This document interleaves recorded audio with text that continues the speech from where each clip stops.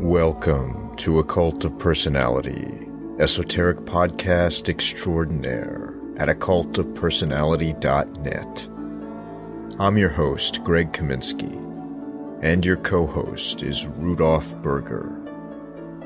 Occult of Personality podcast is available on iTunes, Spreaker, Stitcher Radio, Acast, TuneIn, and all the best podcast apps. This is episode number 183, featuring an interview with Peter Mark Adams, author of The Game of Saturn, Decoding the Sola-Busca Tarocchi, published by Scarlet Imprint.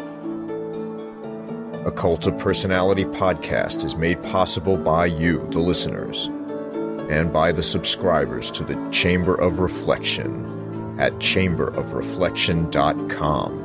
as well as all of our patrons who participate via the Occult of Personality Patreon campaign at patreon.com/occultofpersonality. Occult of Personality podcast is also sponsored by Miskatonic Books, an online store that focuses on the esoteric, occult, ceremonial magic, Freemasonry, Rosicrucianism, witchcraft, the Golden Dawn, as well as dark fantasy, classic horror, and supernatural fiction. They carry books by all your favorite esoteric publishers as well. Just visit miskatonicbooks.com.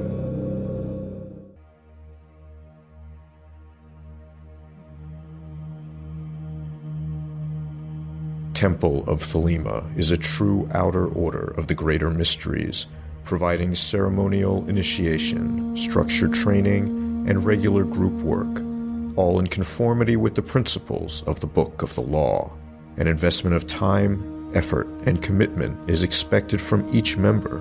Each is expected to aspire fervently to the great work, to dare, with courage undaunted, to perfect that work, and ever to apply his or her best effort to effect harmony within the order and within the world in general.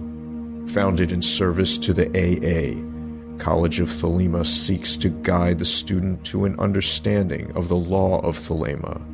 Most especially, this means a deeper understanding of oneself and of one's true will. A combination of instruction techniques is employed, including seminars, written texts, and individual work. For over 40 years, College of Thelema has published journals in the Continuum and Black Pearl, as well as several books on occult subjects maintaining high standards in Thelemic education. Visit Temple of Thelema at www.thelema.org.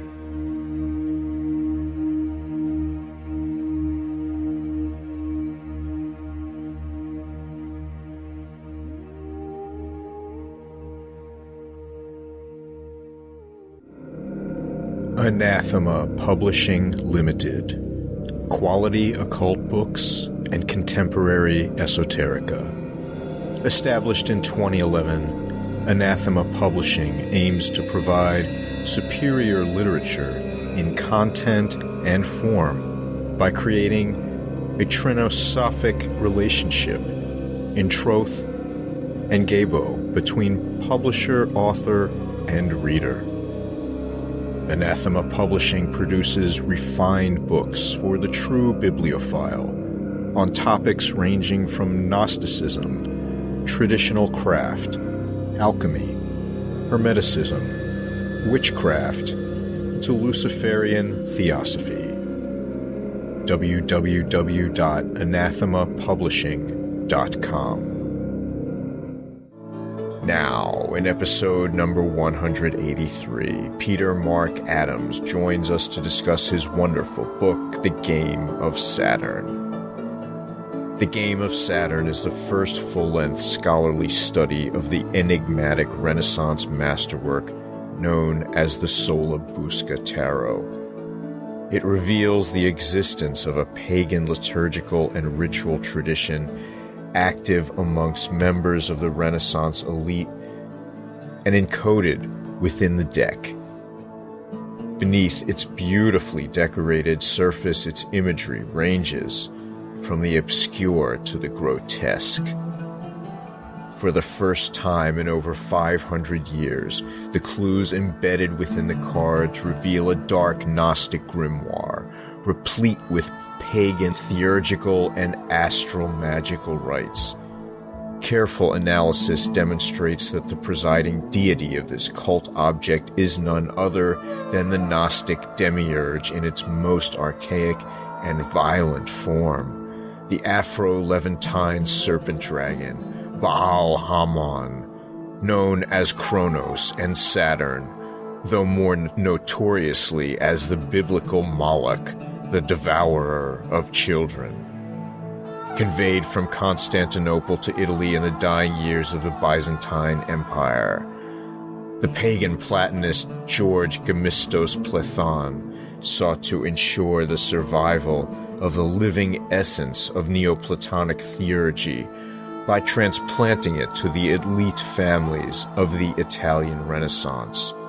Within that violent and sorcerous milieu, Platon's vision of the theurgically enlightened elite mutated into its dark shadow, a Saturnian brotherhood operating within a cosmology of predation, which sought to channel the draconian current to preserve elite power and wealth and control.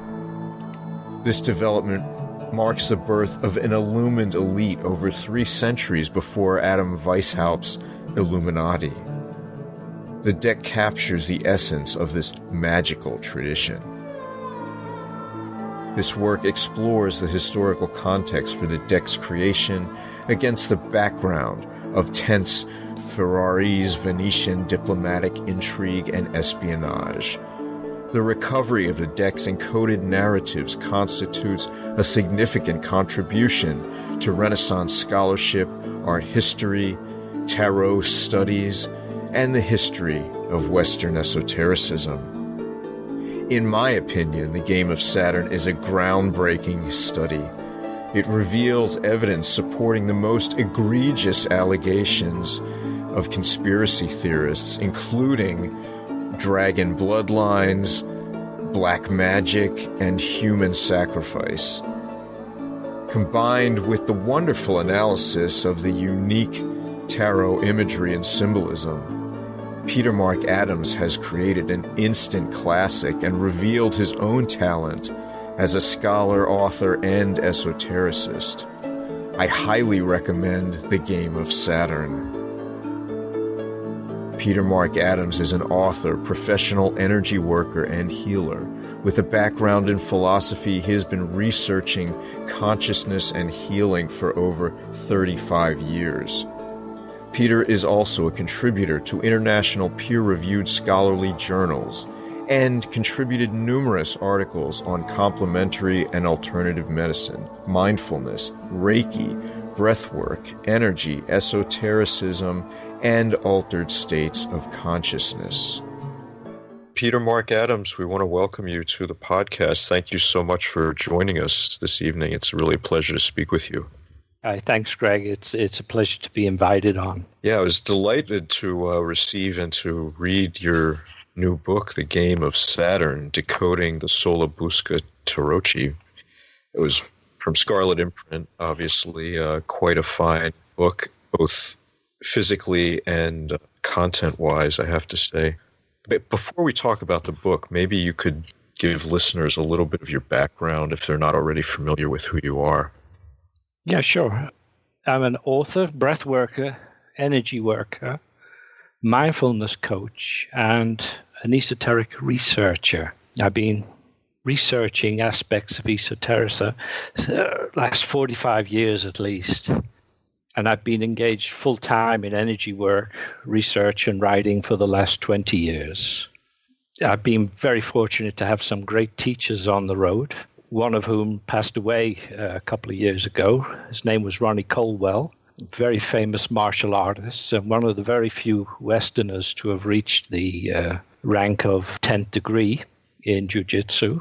I actually studied Shotokan karate with Ronnie for a number of years, and that was a fine experience. I learned more about energy work from Ronnie, I think, than almost anyone else. He was a superb teacher and a highly disciplined individual. Of course, it was only after his death that we learned that he was a Special Air Service operator back in the 50s. And had continued to be a trainer to the Special Forces for many years. I studied rebirthing breathwork with Diana Roberts in London, and a form of energy work and mindfulness with Jim Leonard, quite a famous figure in the breathwork community. I published 2 books, The Game of Saturn, and much earlier a book called The Healing Field, in which I tried to bring together the most extraordinary experiences that my partner and I had had over the 20 years in healing, and to look at some of the implications that those experiences have for our understanding of energy and consciousness. Apart from that, I published a number of essays in peer-reviewed journals such as Paranthropology and the Journal of Exceptional Experience and Psychology. That, very briefly, is my CV, mini CV. Yeah, quite extensive, I would say. Absolutely. If I might ask, what prompted you to become interested in this particular tarot deck? Yeah, I wish I had a nice, neat, linear narrative to explain that. I really don't. It's more like the damn thing summoned me, to be honest. It's very strange. I mean, I've been interested in tarot since at least I was 15 years old, but this deck I only learned about very late. It was purchased by the Italian Ministry of Culture from a aristocratic family who apparently have had it in their hands for I don't know how many hundreds of years, in 2009. And the first exhibition and catalogue about the deck only came out 2012 and 2013. So my awareness of the deck stems from about 2013, 2014. And I don't know why I was drawn to it. I think perhaps because it overturns so many expectations we have of tarot decks. We're all used to the allegorical and triumphal imagery. You know, it's kind of mainstream Renaissance imagery. And this deck seemed to violate all the rules of that, and yet nevertheless had the strict format of a traditional tarot deck. And the conflict between those two positions really drew me in. And for a long time, I was just looking at the imagery. You know, I became fascinated by it and perhaps even obsessed by it. And it didn't seem to yield any meaning whatsoever. The deck seems to be structured around a couple of literary narratives, but those narratives don't take you anywhere. And that puzzled me, because this was one of the finest decks ever produced, I think, certainly in the Renaissance. It was produced by a master engraver in northern Italy, almost certainly Ferrara. And the amount of work that must have gone into the production of this artifact, I'd estimate at least a year's hard work to design and then draft and then create the engraving plates to produce this deck. And yet there's nothing about it that made any sense. And I was kind of faced with this strange and compelling mystery. You know, why had they done this? Why had they made this strange artifact with all of its bizarre and sometimes disturbing imagery? For what possible purpose had it been created? And that got me really started on the thing. Fascinating. If it's not indiscreet to ask, Peter, it seems in what you say about your life background and also by the place you live now, that we have a strong connection, a link between the Western and the Eastern tradition. I don't know if you would confirm that, but isn't that Tarot card set we are talking about today also culturally a bit a link between two worlds? Yeah, I think in a number of different ways, Rudolph. The most obvious way is that I finally located a source for its underlying structure. And that source turned out to be Byzantine rather than Italian. Mm. And that was strange. That Byzantine source turned out to be the remnant of a Hellenistic tradition of theurgic magic, which stretches right back through Plato to the Orphic mysteries.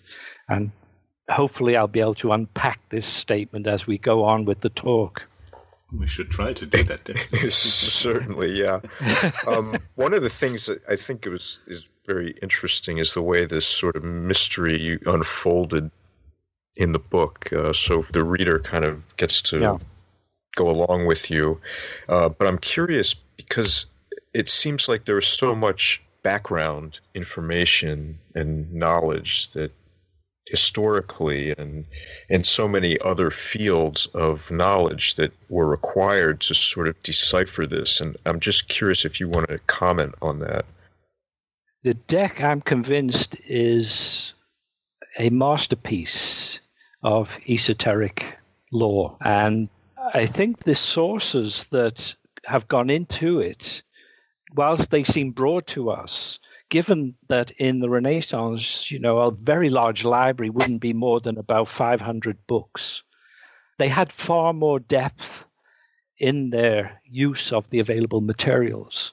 So this deck, for instance, its historical layer, or rather the historical layer of the trumps and the court cards, can be pretty well sourced to Plutarch's parallel lives. And within Plutarch, about 3 chapters.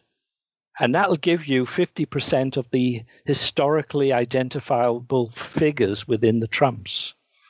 The court cards are, 9 of the 12 named court cards are derived from the Alexander Romance literature, and specifically from one tale within that literary tradition, which is the tale of Alexander's conception.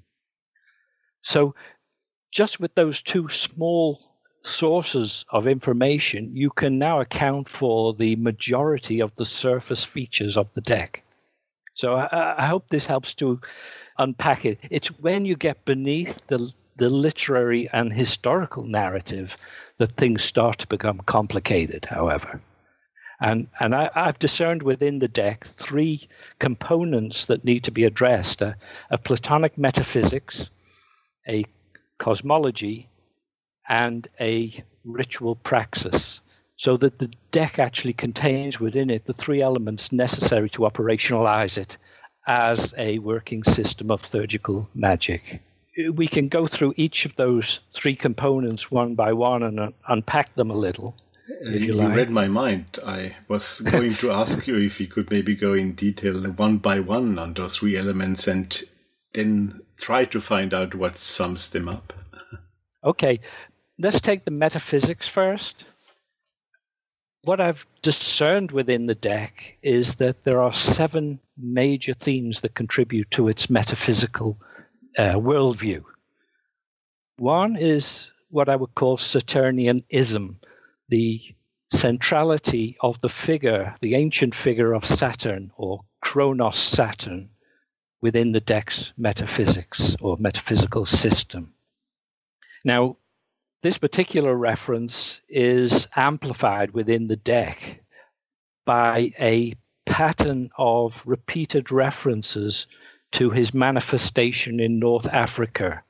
The North African Saturn Kronos was none other than Ammon, or Baal Hammon, or better known from the Bible as Moloch. And this is one component of the deck's metaphysics which is, inescapable.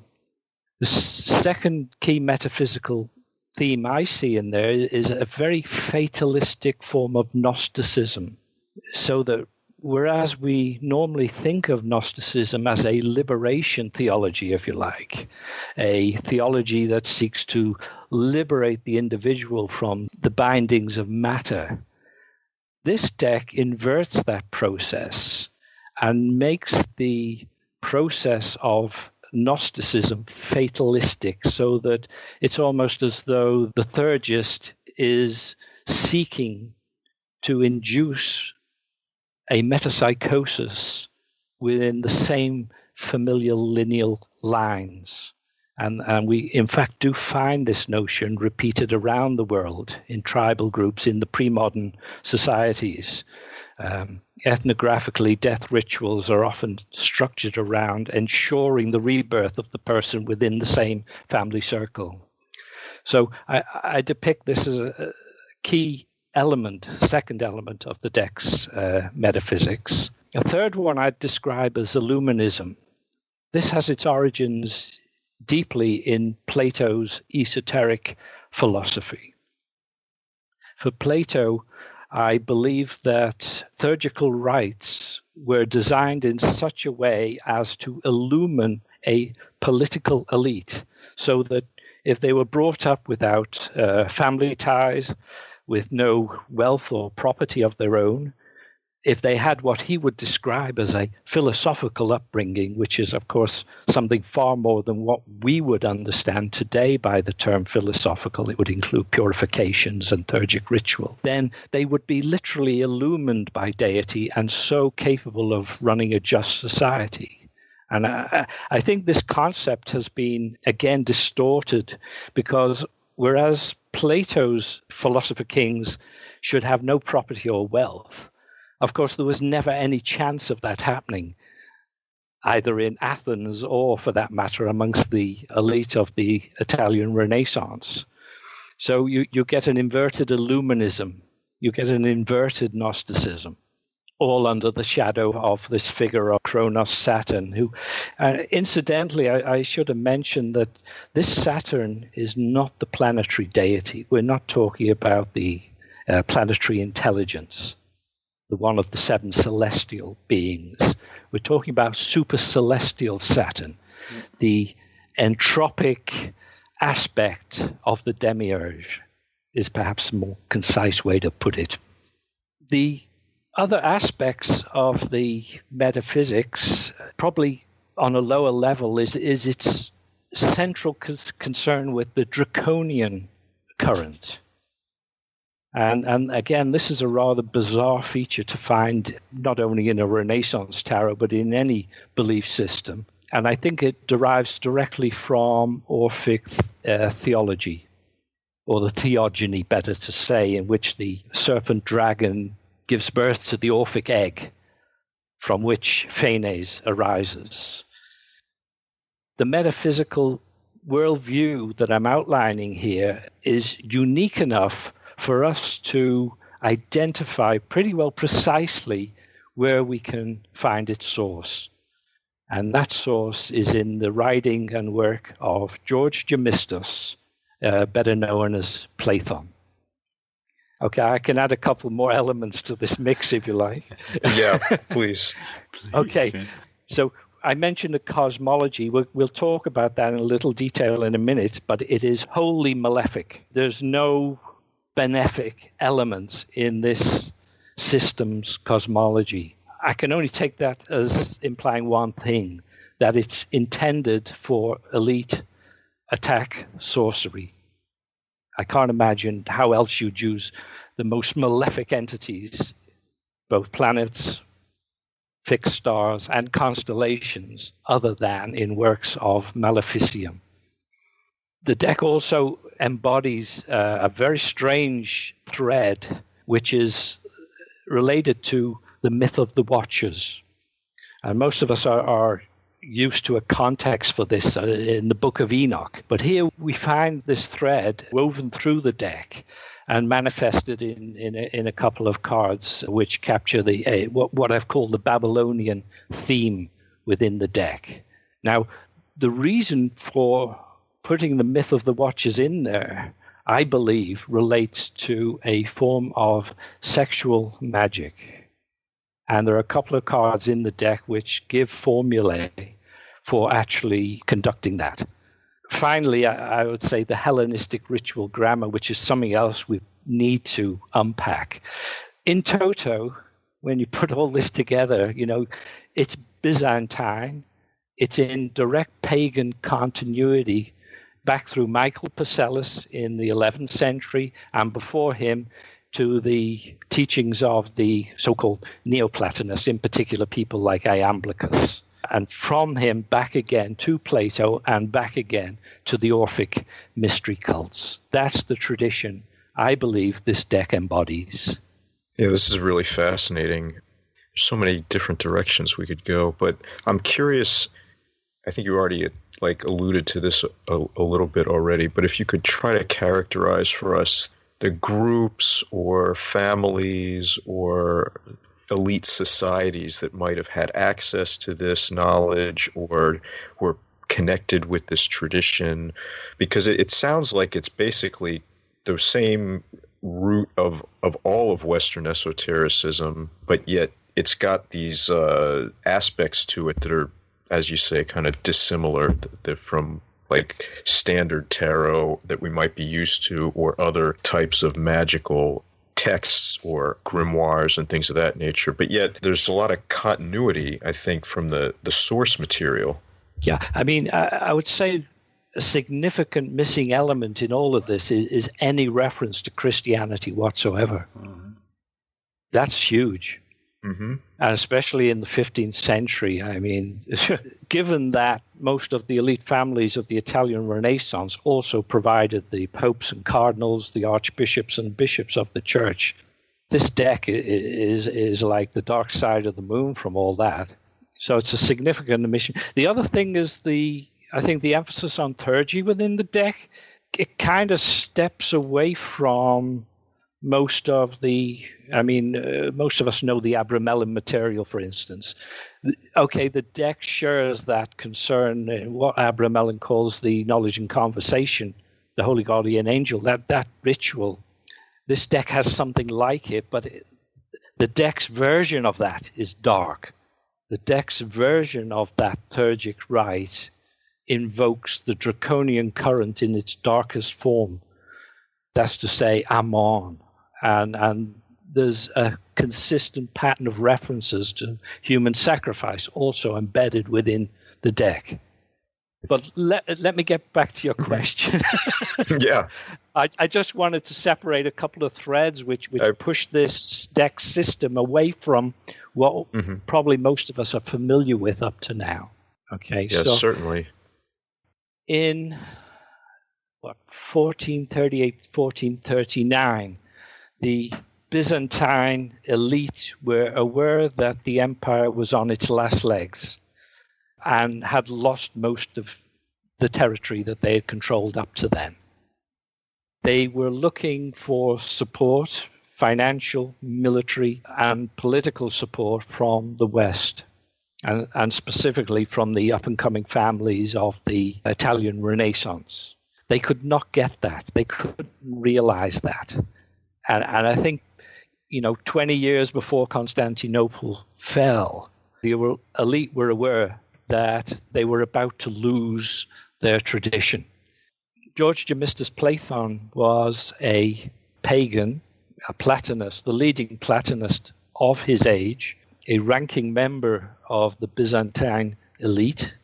He was an advisor to the emperor's son, but he was also the organizer of what is called a fratria, a brotherhood, which practiced pagan rites and for which George Gemistus had written an extensive liturgy in which each of the ancient gods had a fully developed rite for their worship.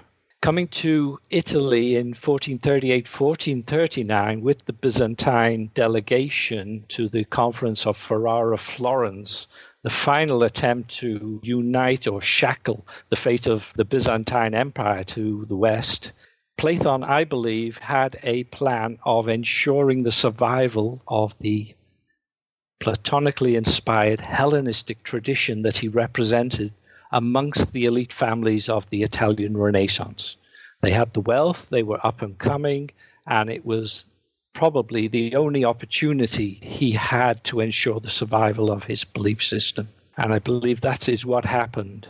The families of the Italian Renaissance at that stage were, I guess, on analogy, Don Corleone would would be an apt symbol. These were the families who come through the Great Plague, the Black Death, in the 14th century and risen to absolute power and control in their various regions. They dominated those regions and they absorbed the wealth of the regions into their own families. And this caused no end of trouble amongst the ancient communes and the people. There were tax riots, they were viciously put down. One family in particular we need to focus on, which is the d'Este line of Ferrara. The peculiar characteristic of these elite families is that whereas on one hand there was no brutality that they were not ready to commit, on the other side they invested massively in high culture. They were not necessarily the consumers of high culture themselves. In fact, d'Este preferred to read books about King Arthur and the Round Table to Plato or Aristotle, but they were the sponsors of high culture because it was used as a way to impress and to demonstrate their fitness to rule. I think the intellectual and cultural gap between Byzantium and these rather raw families explains a lot of the deck's negativity. The elite families were immersed in demonic magic. It was pervasive. They maintained and protected whole ranks of priests, clerics, monks who were ritual specialists who could be called upon to undertake acts of sorcery in support of the elite families. So any system of magic which offered the opportunity to enhance the power and control on this metaphysical layer would have been welcome to them. And I can cite the inquisitorial records for that one. I mean, I have so many associations when I am listening to you already when I read the book, but now that you are, kind of summarizing and concentrating even more and at the same time opening the knowledge even wider, it has some very modern, almost contemporary facet in it. It comes very close to certain movements of the second half of the 20th century, the draconian movements in Sweden and Greece, by the way, or Saturnian orders in Germany, like Fraternita Saturni, for example. And all that seems to be, it's the wrong way around. It can't be reflected in there, but it's like it's coming out of there. So this darkness, this, let's call it ancient left-hand path way of doing things. Have you got an idea where it's rooted in? Where does that come from? Yeah, it comes straight out of Platonic tradition, right there, Rudolf. Mm-hmm. Yeah. Plato was committed to empowering an effective elite. All of his dialogues have that one common purpose. You know, the Republic and the laws are, in fact, the textbooks, the manuals for the creation of this elite. And the esoteric side of Plato, which again is a topic we can open out if you like. There's some very key texts there, Phaedrus, Timaeus, the Phaedo, Cratylus, in which small sections embody Plato's esoteric ideology, if you like, his esoteric metaphysics. It's not a big step to take that and move instead of towards the illumined awareness of the Christian Gnostics, for instance, the Cathars, the Bogomiles, Paulicians, Brethren of the Free Spirit. All of these movements are parallel to the deck we're talking about. But whereas they have an interest in liberation from materiality, this deck is designed to provide mastery of materiality. And that mastery extends from life to life. So that mechanism is in Plato anyway. He talks in the Phaedrus about the chariot. When a person dies, they are drawn into the entourage of the deity they've worshipped and emulated throughout their life. And this is part of the theurgic death ritual. so that their trajectory then is with the deity until the weight of their own unresolved issues pulls them back into materiality. Given that this is a mechanism, if you accept that, it's only logical then to begin the process of selecting the type of deity that you want to worship and emulate, and then to use that connection to ensure a trajectory into the kinds of society that you want to end up in. I mean, you find this in the Egyptian Book of the Dead. You'll see it in the Tibetan Lama's practices. Whenever a high-ranking Lama dies, they wait a while and then go about searching for him, his reincarnate, and then testing the figure by placing, all the articles that he'd used in his life before him. He has to select exactly which ones. So this process of controlling the process of metapsychosis is evidenced in cultures all around the world. And I think in the book I give an example from African culture. Yes, you do. Yeah. So this is perhaps something missing in modern Western tradition, but it's certainly everywhere else. The focus on demonic magic, on materiality, again, is not that foreign, given most people's interest in pursuing magic and sorcery.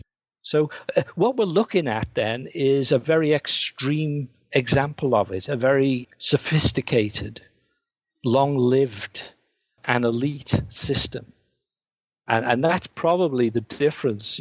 This deck has been, since it was created in 1490 perhaps, maybe earlier, only surfaced in 1802 and 1830. Where has it been these last 300, 400 years?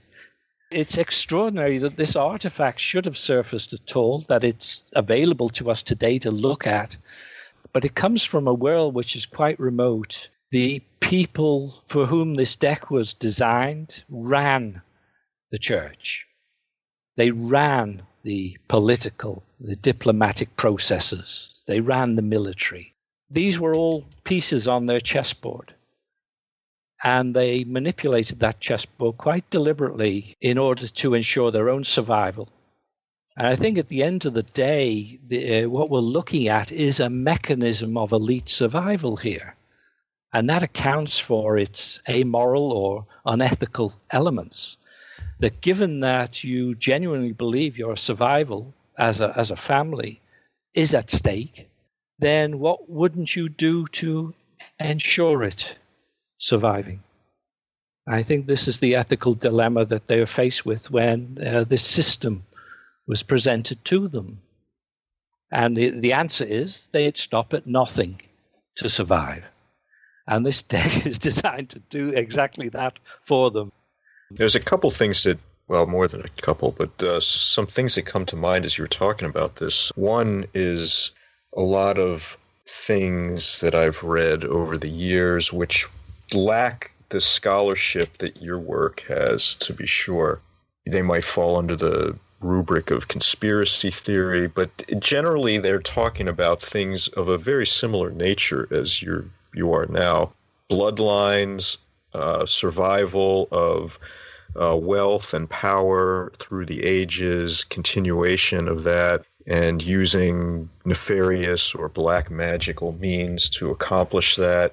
I think we've all kind of encountered this type of literature before. It's presented as factual, but yet the veneer of actual scholarship is thin at best. But what you're presenting is actual proof, a real basis in something that we can look at, that you've interpreted for us, thankfully. But it does support that notion that, the rulers of the world are involved with paganism, black magic, bloodline, sorcery, and things of this nature.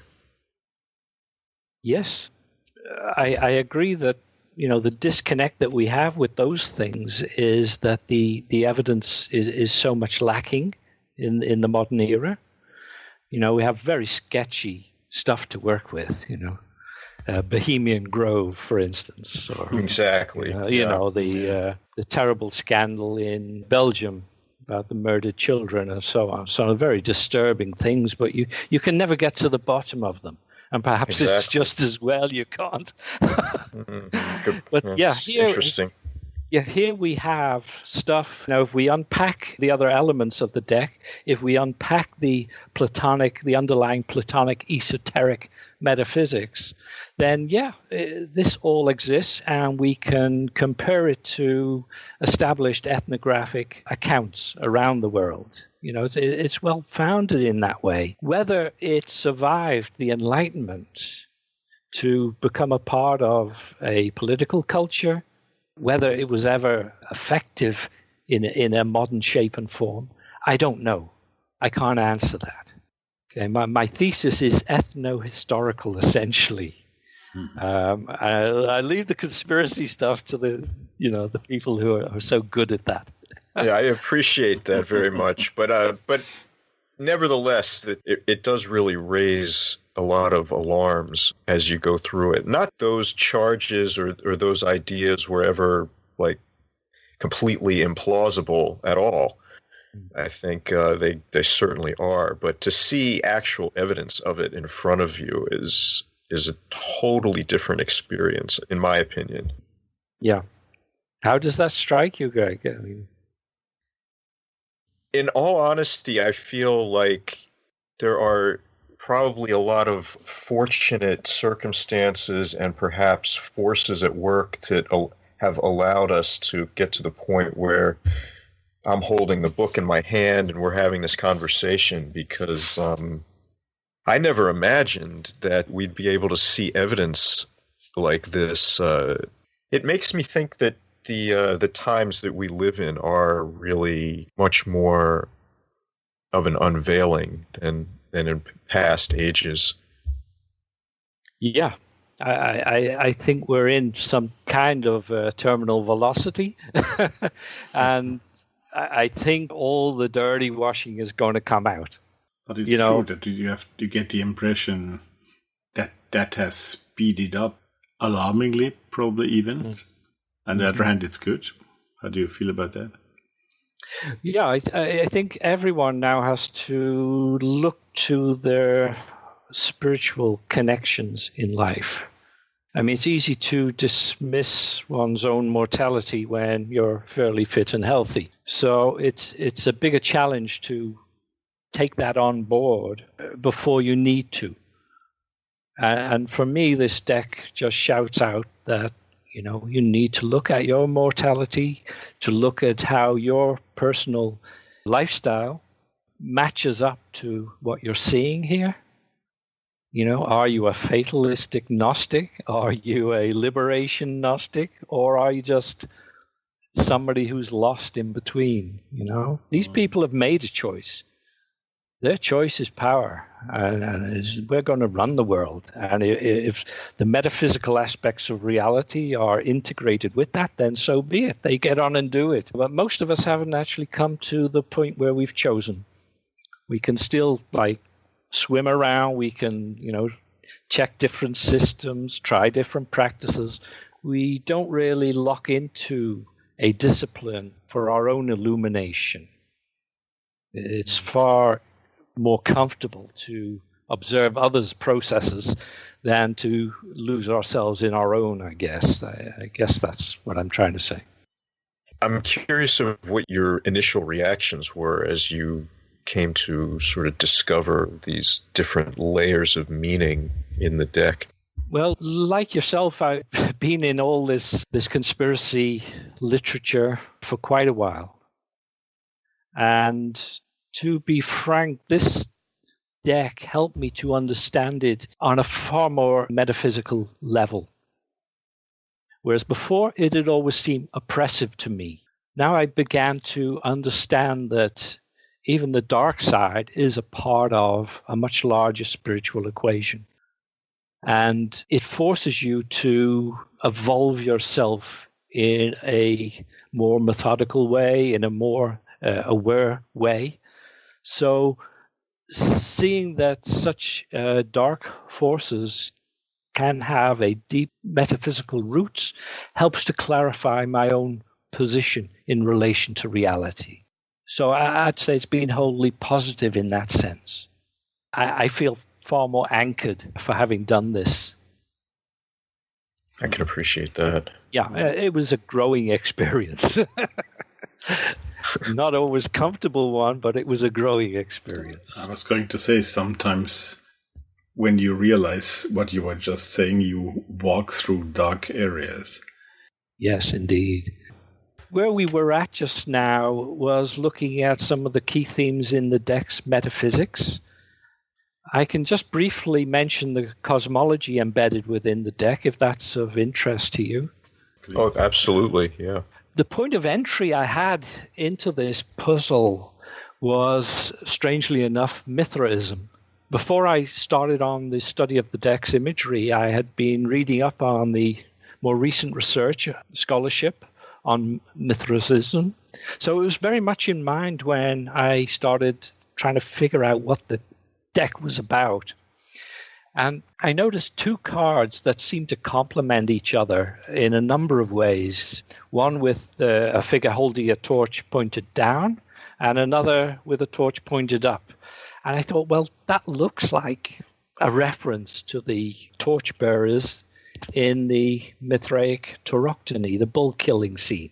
In that scene, they always represent the solstices, according to Porphyry at least, whose classic text on the Cave of the Nymphs would have been available, I believe, to the deck's designer, and would certainly have been known to the Byzantine elite.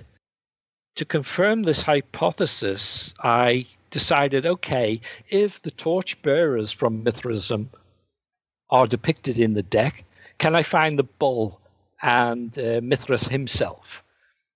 So the bull was easy. There's a card called Deo Toro. Okay, well, that was too easy. Let's see if we can find Mithras. And I found him encoded as Trump 13 Catone. And this figure, strangely enough, is emphasizing the most malefic fixed star in the heavens, Caput Algol, the eye of Medusa. And if you look at that card, you'll see the spear going through the left eye of the Medusa's head at the figure's feet. So with these three clues in hand, I took them as a hypothesis that perhaps the deck embodied other Mithraic elements. The solstices represent the gateways of the sun from Plato, the points in which souls enter and leave material existence. So I first sought to confirm that hypothesis. And I knew that an alternative way of depicting these gates of the sun was with a celestial globe on which two interacting bands are placed, two intersecting bands. So I started looking through the deck to see if I could find this image, and I found it twice, actually. The King of Swords, Alexander, and Trump 21, Nebuchadnezzar, both have the celestial globe with intersecting bands on it. So I was fairly sure now that the deck had been constructed on the back of a Mithraic metaphysics. But it turned out to be false, because Mithraism had 7 steps of initiation, one for each of the 7 classical planets, and I couldn't find the 7 classical planets.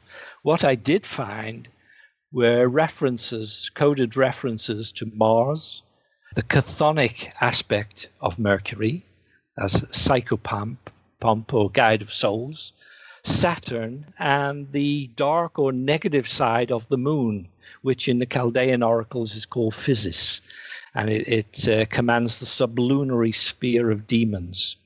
So when I put these 4 planetary entities together with Caput Algol, I suddenly realized that the cosmology so far was wholly malefic.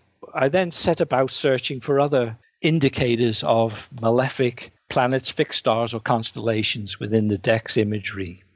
And I found a couple more, so I was pretty well convinced at that stage that the deck served a different purpose. It was not an attempt to replicate the metaphysics of Mithraism. It had a far more specialized use. And that very briefly is the cosmology that I discovered within the deck.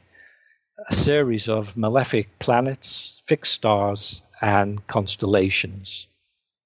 Do you think you could talk a little bit more about the theurgic or ritual aspects? I'm curious, obviously it seems like the reception of the book's been tremendous, is that right? I mean, yeah, I was surprised, actually. I think Scarlet Imprint have been surprised as well. Yeah. You know, they never planned to bring out a paperback, and today they just announced that there'll be a paperback available. Yeah, I saw that. You know, that took me by surprise.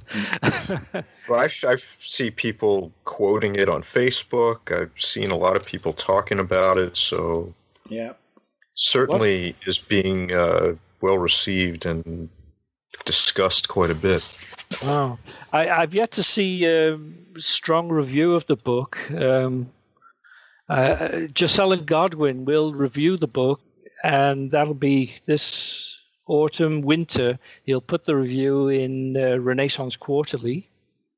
And another author, Nikitas Sinisiolu, is the author of Radical Platonism, an expert on the Byzantine influence on the Italian Renaissance, will also review the book. And I think that'll be in the Aries Journal, the journal of the European Society for the Study of Western Esotericism. So those two reviews will be very late this year. And apart from that, apart from the fact that the book has sold, I don't have any other feedback really about it. Well, those are going to be some pretty prestigious reviews, but all the feedback I've heard has been very positive. Absolutely. That's wonderful. But I must also say it's one of the most beautiful books, even from Scarlet Imprint, where we are used to get impressive books from, but it's one of the most beautiful books I've had in a long time. Also the sheer quality of the prints of the cards, the colors, the depth of the colors.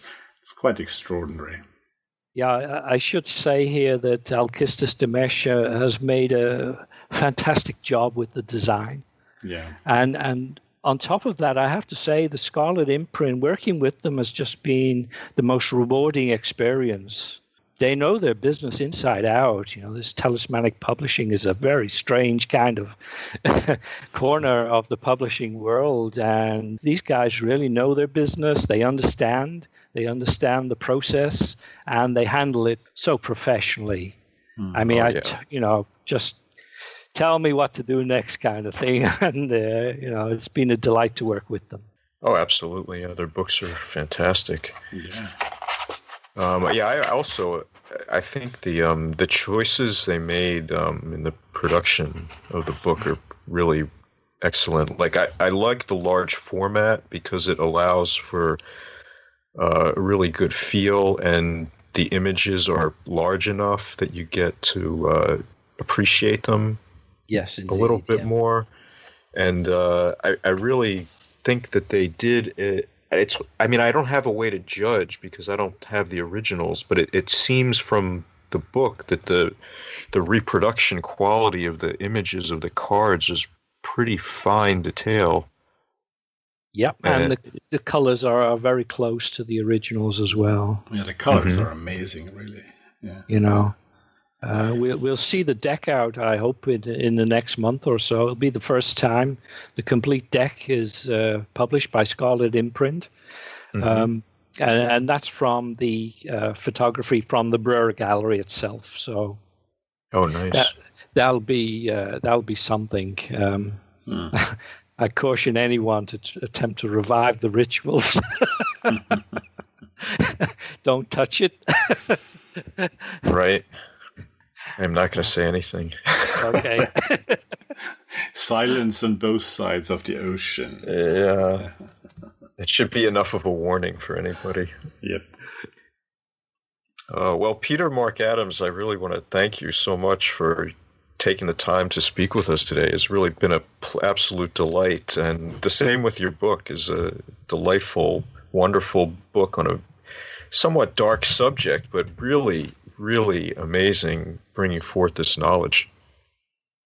Okay, thank you so much. So much indeed. I've enjoyed talking to you both. It was a real pleasure to listen to you and to get all that in-depth view. It's amazing. Thank you. Yeah, for sure. I highly recommend the book, and I hope that, I'm sure it's going to sell out. I'm sure that yeah. Strangely, the fine edition sold out, it's still not available. It was sold out sometime last year, which really surprised everybody. But the paperback will be available. So, hopefully we'll keep this title in print and it'll be available for scholars. And I'm really hoping someone will pick up where I finished and take the process forward, because there's vast chunks of this deck which have still not been deciphered. Wow, that's something else. And just the work on sort of the implications of it, and huge. It's just a huge material. You've opened up a treasure chest, I think. I'm planning a series of essays which should be a kind of companion to this book, where we can, some of the issues we discussed today, for instance, can be opened out without the restraints of having to decipher the deck. I had to keep on a fairly narrow path to get through the material. Mm-hmm. But there's so much more in there which I'd like to discuss. I'm planning a series of essays on that, and let's see how that goes. We'll look forward to that. That's great, yeah. Okay. Well, thank you again for spending some time with us today. Yeah, thank you. Very much appreciated. It's been my pleasure. Thank you both. In the Chamber of Reflection, Peter Mark Adams, Rudolph, and I continue the interview at chamberofreflection.com. You'll hear more about the elaborate cover stories that obscure the true malefic nature of the Sola-Busca tarot, the cover stories surrounding Christianity, and more of Peter Mark Adams' masterful analysis. He also talks about morality, psychic vampirism, and much more. Join us for that fascinating conversation. I'd like to remind you that although you're able to listen to this podcast at no charge, the costs to produce it are significant. Your financial contributions ensure the continuity of the podcast. Please support A Cult of Personality by joining the membership section at chamberofreflection.com or via Patreon at patreon.com/occultofpersonality. And if you're already supporting the show or have done so in the past, my heartfelt thanks, and I salute you. Thank you for listening, and until next time.